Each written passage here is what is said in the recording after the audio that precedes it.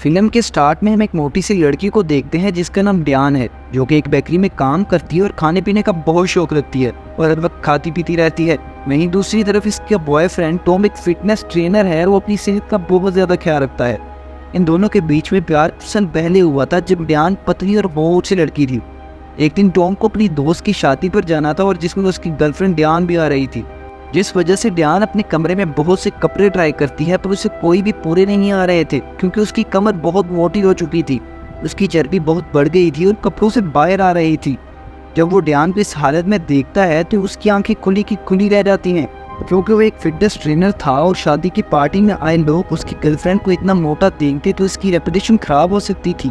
यहाँ पर Dan Tom का थोपड़ा देखकर समझ आती है कि टॉम उसे अपने साथ पार्टी में लेकर जाना ही नहीं चाहता।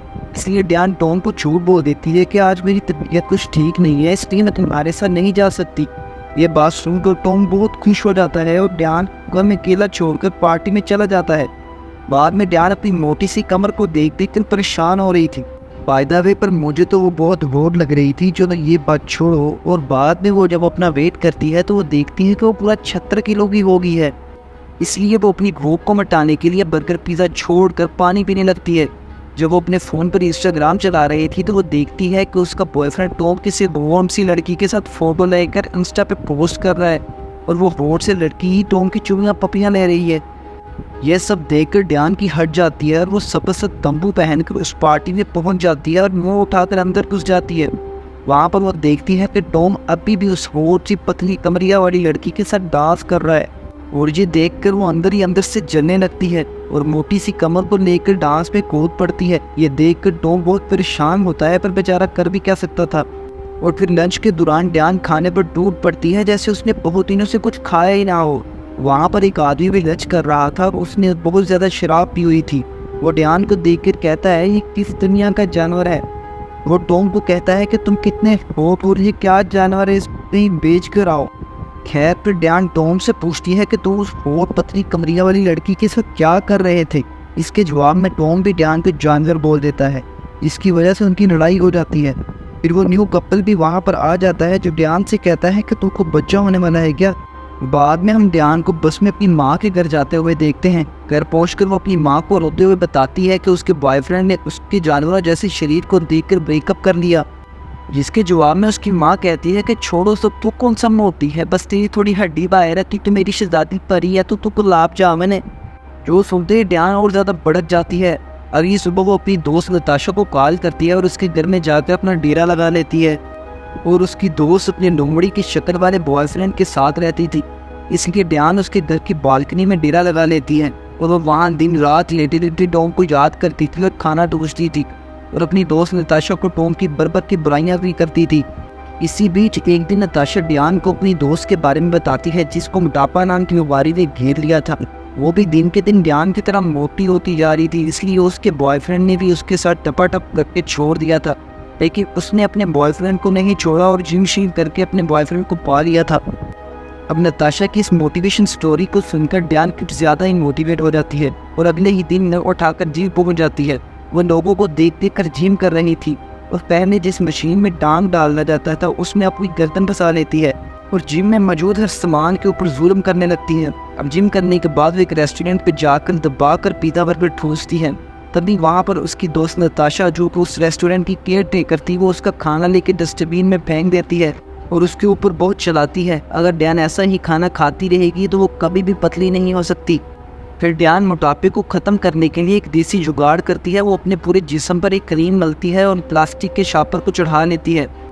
उसे लग रहा था कि अगर वो ऐसा ही पूरी रात सोती है तो वो सुबह पतली कमर लेके उठेगी और होठ सी लड़की बन जाएगी, पर वो ये बर्दाश्त नहीं कर पाती और आधी रात को फ्रिज से खाना चुराने जाती है। पर तभी वहाँ पर नताशा आकर उसे पकड़ लेती है और उसको बहुत ज़्यादा डांटती है। और फिर ड्यान को नताशा की बात समझ आती है और अगले दिन वो रोज़ा रखने का फैसला करती है। लेकिन ये काम उसके लिए बहुत मुश्किल था क्योंकि वो एक बेकरी में काम करती थी और उसके चारों तरफ खाने पीने का सामान ही था। इसी बीच केक बनाते वक्त वो लालच में आ जाती है और केक उंगली को लगाकर चाटने लगती है। पूरा दिन लजीजा खाना उसे अपनी ओर खींच रहा था और सारे वर्कर्स अच्छा खाना खा रहे थे। वो ग्रीन टी पी रही थी। जब वो शाम पे केक बनाकर खड़ी हुई थी और उसकी तरफ भूखों की तरह देख रही थी, तब भी वो अपनी लालच को संभाल नहीं पा रही थी और वो उसे खा भी नहीं सकती थी।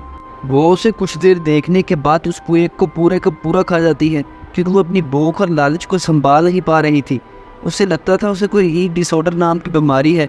इसलिए वो अगले दिन एक सेमिनार में पहुंच जाती है, जहां पर और भी बहुत लोग आए थे जिन्हें अपनी भूख पर काबू नहीं हो रहा था। वहां पर एक कालिया नाम का आदमी भी आया था, जिसको अपने इस मोटापे से कोई भी मसला नहीं था। बाकी सब औरतों को अपने मोटापे से शर्म आ रही थी, इसलिए वो इसको छुपाने की कोशिश करती हैं। ध्यान भी अपनी लालच को उन सब से छुपाने के लिए कहती है कि उसे कोई बीमारी नहीं है, बल्कि वो तो बस इस बीमारी के बारे में रिसर्च करने आई है और इसलिए ही मैं इस सेमिनार में आई हूँ। कालिया सबसे बहुत अलग था, इसलिए कह देता है कि वो एक नंबर का भुक्खड़ है और खाने की लालच को काबू नहीं कर पाता। खाने को देखकर उसके पेट में चूहे दौड़ने लग जाते हैं। फिर वो एक एक करके सभी औरतों के पोल खोलने लगता है, क्योंकि उसे पता था कि सभी औरतें इस बीमारी का शिकार हैं, बस वो लोग इसको छुपाने की कोशिश कर रही हैं। पोल को खुलता हुआ देखकर ध्यान काल का बहाना करके वहाँ से बाहर निकलती है। सेमिनार के बाद कालिया भी उसका पीछा करता है और उसको अपने साथ एक रेस्टोरेंट में मुफ्त का खाना खाने की ऑफर करता है। इसमें खाने का नाम सुनकर ध्यान से ना नहीं कर पाती और मुंह उठाकर उसके साथ रेस्टोरेंट में आ जाती है। कालिया कहता है कि वो एक दूसरे का पार्टनर बन सकते हैं, ताकि वो एक दूसरे पर नज़र रख सकेंगे और एक दूसरे की मदद करेंगे, ताकि वो अपनी इस बीमारी और मोटापे को कम कर पाएँ। कालिया का ये आइडिया अच्छा नहीं लगता, पर फिर भी वो अपने मोटापे से परेशान होकर हाँ कर देती है। और फिर वो रात को कालिया की फेसबुक आईडी चेक करती है, जहाँ पर उसे कालिया की अजीब तस्वीरें दिखती हैं। उनको देखकर उसे ये आइडिया तो आ जाता है कि संडे से कोई सेट नहीं होती और उसे कोई पसंद नहीं करता होगा, पर ध्यान को उसकी हरकतें बहुत पसंद आती हैं। फिर वो अगली सुबह से वो दोनों पार्क में जॉगिंग के लिए आ जाते हैं और जैसे जैसे वक्त गुजरता है तो उसे एहसास होता है कि कालिया सच में ज़बरदस्त बंदा है और वो अपने मोटापे की वजह से ध्यान की तरह परेशान नहीं होता, बल्कि उसे कम करने की कोशिश करता है। उसके साथ रहने की वजह से ध्यान का मोटापा धीरे धीरे कम हो रहा था और उसकी बकवास ज़िंदगी अच्छी हो रही थी। और वह जब भी उदास होती तो कालिया के साथ मिलकर गला पाड़कर चलाती, जिससे उसे काफ़ी अच्छा महसूस होता और ज़िंदगी में टॉम ना होने का स्ट्रेस भी कम होता। उसकी बस एक ही ख्वाहिश थी कि वो वापस टॉम के साथ रिलेशनशिप बनाना, इसलिए वो दिन रात मेहनत करके अपना 10 किलो वज़न कम करती है। एक दिन वो टॉम से मिलने के लिए हॉट सी बनकर स्विमिंग पूल जाती है और गलती से टॉम से टकराने की एक्टिंग करती है। जब वो उसे 0 फिगर साइज में देखता है तो उसकी आंखें खुली की खुली रह जाती हैं। आगे वो उसे स्विमिंग सिखाता है, जहाँ पर ध्यान टॉम के 6 पैक एब्स को देखकर और टॉम ध्यान की पतली कमरिया को देखकर अट्रैक्ट हो रहा था। इसलिए इन दोनों के बीच टांग अड़ाने के लिए वो पतली कमरिया वाली लड़की आ जाती है और टॉम को बेब कहकर पुकारने लगती है। ये देखकर ध्यान अंदर ही अंदर से टूट जाती है और उसी रात नाइट क्लब में जाकर दबा कर दारू पीती है। अगली सुबह जब उसकी आँख खुलती है तो वो अपने आप को बिना कच्चे के किसी के घर में देखती है। वो सोचती है कि किसी ने नशे की हालत में इसके साथ टपाटप किया है। किसी के आने की आवाज़ सुनाई देती है तो वो डंबल लेकर उसे मारने के लिए जाती है। असल में वो और कोई नहीं बल्कि कालिया था, जो कि उसे बताता है कि बस उसे उसकी कच्ची धोने के लिए उतारी थी। दरअसल पिछली रात जब ध्यान नशे की हालत में थी तो एक आदमी उसे मना कर लेकर जा रहा था, लेकिन ऐन वक्त पर कालिया ने वहाँ आकर उसे बचा लिया था। ध्यान ने वहाँ पर अपने कपड़े पर उल्टी कर ली थी, इसलिए उसने उसके कपड़े बदल लिए। ध्यान अपने घर जाती है। उसकी माँ कहती है कि बचपन में उसका बाप मुझे छोड़कर चला गया था, अब उसका बॉयफ्रेंड उसे छोड़कर चला गया है, इसलिए तुम परेशान हो, पर ये कुछ ही दिनों में नॉर्मल हो जाएगा। इसलिए वो रिलैक्स हो जाती है और डिसाइड करती है कि वो कल अपने हरामी बाप से मिलने जाएगी, जिसने मेरी प्यारी माँ को छोड़ दिया था। अब वो अगले दिन कालिया को भी साथ लेकर अपने डैड से मिलने को निकल पड़ती है। रास्ते में कालिया ध्यान के करीब आने की बहुत कोशिश करती है, पर ध्यान उसे हाथ लगाने नहीं देता। फिर वो अपने डैड के पास पहुंच जाती है और कहती है कि आप हमें क्यों छोड़ कर गए थे। इस पर उसके डैड कहते हैं कि वो बर्थडे पर उससे मिलने गए थे, पर ध्यान ने उसे अपनी मिडिल फिंगर दिखाकर भगा दिया था। रात में ध्यान गलती से घर में आग लगा देती है, जिससे पूरे का पूरा घर जलने लगता है। ये देखकर ध्यान के डैड ध्यान को बचाने की बजाय उस पर चिल्लाने लगते हैं कि उसने उनका घर जला दिया है। इधर कालिया कैसे भी करके ध्यान का लगी आग बुझाता है। अपने डैड को उसके ऊपर भड़कता देखकर ध्यान अपने घर वापस जाने का डिसाइड करती है और फिर कालिया के साथ वहां से निकल जाती है और फिर घर पहुंचकर वो कालिया की नाक पर चुम्मी करती है और घर चली जाती है। इधर ध्यान की एक पप्पी से उसका दिन बन जाता है और वो बड़े ही स्वैग से गाड़ी को चलाने लगता है। रास्ते में कुछ औरतों को फूल बेचते हुए देखता है और गाड़ी घुमाकर उनके पास आता है। वो ध्यान के लिए फूल खरीदना चाहता था, पर उसके पास पैसे नहीं थे, इसलिए वो टॉमी वॉच के बदले फूल खरीदता है। और वो फूल ड्यान को देने के लिए उसके घर को निकल पड़ता है। पर उतनी देर में टॉम वहाँ पर आकर माफ़ी मांगता है। ड्यान उस माफ़ी को एक्सेप्ट कर लेती है, फिर वो एक दूसरे को चुम्मी लेते हैं, जिसे बाहर से कालिया देख लेता है। अब ड्यान तो टॉम के साथ टपाटप करते देख कर दिल टूट जाता है और वो उदास होकर वहाँ से चला जाता है।